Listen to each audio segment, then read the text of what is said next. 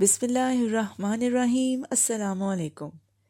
اشفاق احمد صاحب کہتے ہیں کال کی حد تک نفس راضی رہتا ہے اور خوش رہتا ہے، لیکن جب عمل کی صورت میں جانا پڑے تو پھر گھبراتا ہے اور خدمت کسی بھی صورت میں قبول نہیں کرتا۔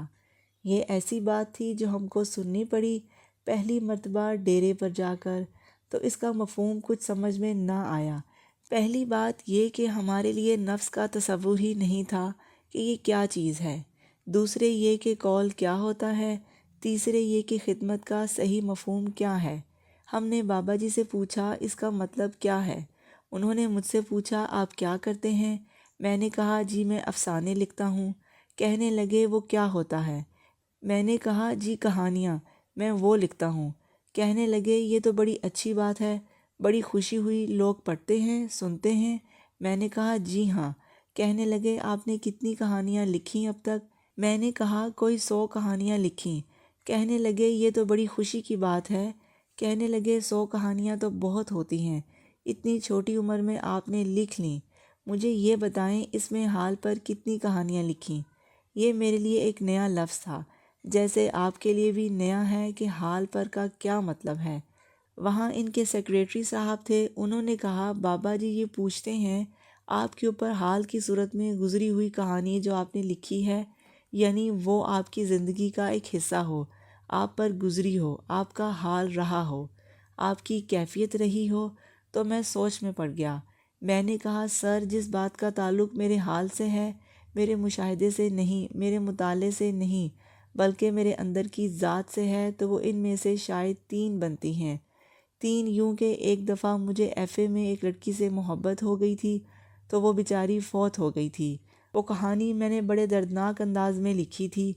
جی وہ تو میرا ایک حصہ تھا۔ اس طرح سے 2 اور کیفیات میں سے گزرا ہوں۔ تو کہنے لگے باقی 97 آپ نے کیسے لکھیں؟ میں نے کہا پڑھا کے، اخبار میں کچھ چھپا کے، ملتان میں یہ ہو گیا، سائیوال میں یہ کیفیت گزری، پنو عاقل کے لوگوں کے اوپر یہ ہوا، تو اس کی کہانی بنا ڈالی۔ کہنے لگے نہیں یہ تو نفس کو دھوکہ دینے والی بات ہے اور قول کو ایسے ہی پھیلانے والی بات ہے۔ ہم سوچنے لگے، غور کرنے لگے کہ نفس ہوتا کیا ہے۔ جناب نفس ایک اہم شے ہے۔ آپ نے کبھی وہ باجا دیکھا ہے جو پرانے زمانے میں ہوتا تھا، جس پر توے لگتے تھے، ڈسک چلتی تھی؟ پرانے گھروں میں ہوتا ہے۔ اس میں ہم چابی بھرتے تھے تو اس کے اندر ایک 4 گٹور والا گورنر چلتا تھا۔ وہ سپیڈ کو باندھ کر رکھتا تھا، نہ وہ کم ہونے دیتا تھا نہ بڑھنے دیتا تھا۔ ایسے ہی جیسے پنکھے کا ریگولیٹر ہوتا ہے، اس طرح نفس بھی انسانی وجود کے اندر ایک ریگولیٹر ہے، اور وہ اپنی مرضی کے ساتھ وجود کا اتار چڑھاؤ، گرمی سردی، مزاج مقرر کرتا ہے۔ جیسے آپ کے اے سی میں یونٹ ہوتا ہے، کبھی اس کو فین پہ کر دیتے ہیں، کبھی اس کو یونٹ پر کر دیتے ہیں۔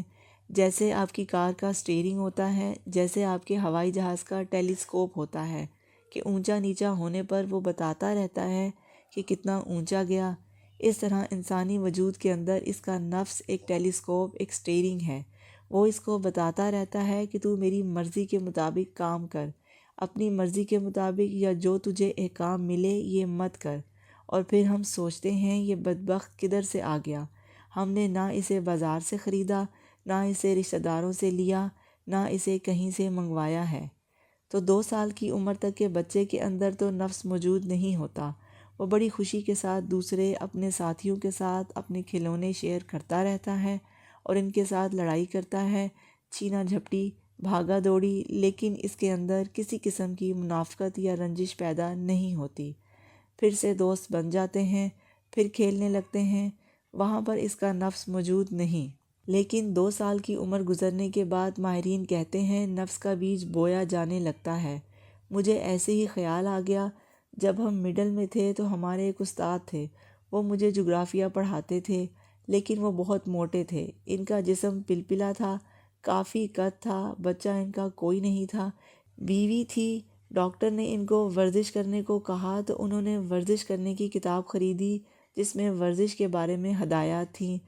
تو وہ چارپائی پر لیٹ کر اپنی بیوی سے کہا کرتے تھے کہ میری پیاری بیوی مجھے یہ کتاب پڑھ کر سناؤ، اور وہ سناتی تھی۔ ہم ان کے پاس جاتے تھے تو ہم ان سے پوچھتے ماسٹر صاحب آپ یہ کیوں سناتے ہیں؟ کہنے لگے ڈاکٹر صاحب نے مجھے ایکسرسائز کرنے کا حکم دیا ہے۔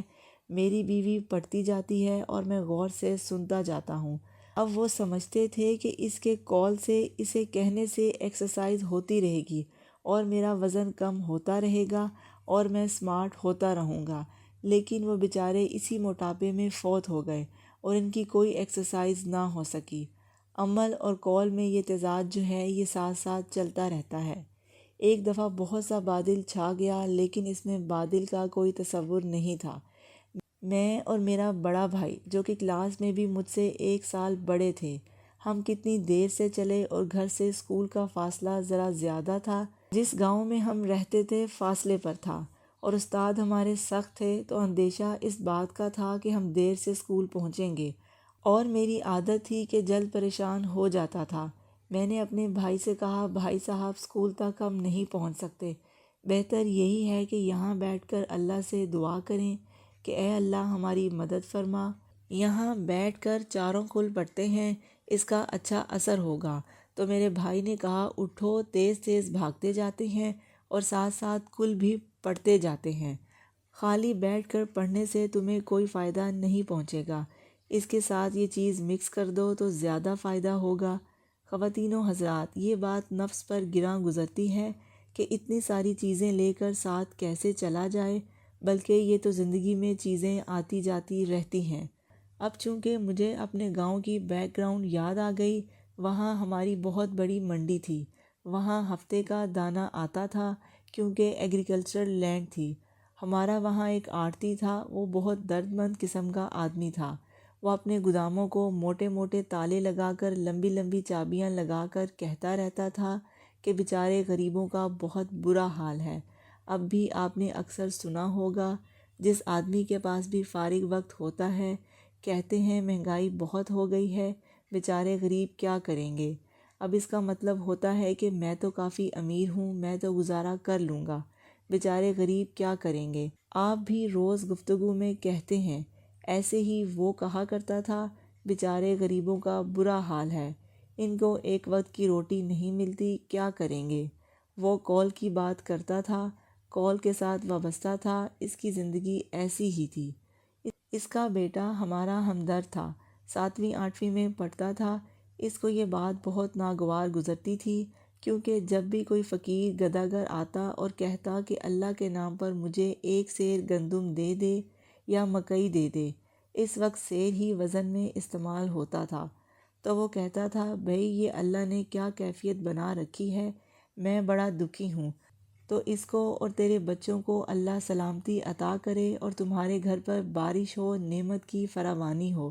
فقیر بیچارہ چلا جاتا تھا، اور اس کی باتیں سن کر اس کا بیٹا اس سے ہمدرد تھا، تو اس نے ایک روز اپنے باپ سے کہا، باپو تو ایسے کر کہ تو یہ جو لوگوں کی بہتری کا کام کرتا ہے نا، یہ میں کر دوں گا۔ اس نے کہا، تو کیسے کرے گا؟